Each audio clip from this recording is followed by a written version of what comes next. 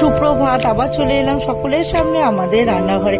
আজকে আমি আচারি বেগুন ভাজা বানিয়ে দেখাবো। তার জন্য প্রথমে মশলা করব। রসুনটাকে আগে একটু হালকা ভেজে নেব, নিয়ে তার মধ্যে এবার গোটা শুকনো লঙ্কা, গোটা সাদা জিরে, গোটা ধনে আর কালো সর্ষে, সাদা সর্ষে দুটোই দেবো। দিয়ে ওটাকে ভাজা করে নিয়ে এবার ওটাকে গুঁড়ো করে রাখবো। নিয়ে ওর মধ্যে পরিমাণ মতো নুন, একটু হলুদ, লাল লঙ্কার গুঁড়ো আর একটু স্বাদ মতো চিনি দেবো, পাতিলেবুর রস দেবো আর কাঁচা সর্ষের তেল দিয়ে ভালো করে মশলাটা মেখে নেব।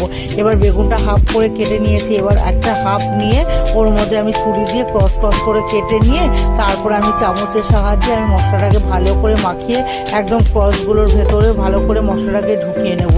নিয়ে এবার কড়াইতে তেলের মধ্যে বেগুনটাকে বসিয়ে ঢাকা দিয়ে রাখবো। কিছুক্ষণ পর ঢাকাটাকে সরিয়ে আবার আরেকটা দিকে একটু উল্টে দেবো। দিয়ে তারপরে নামিয়ে নিয়ে ধনেপাতা কুচি ছড়িয়ে দিয়ে সাজিয়ে পরিবেশন করব। তাহলেই তৈরি হয়ে যাবে আমার আচারি বেগুন ভাজা।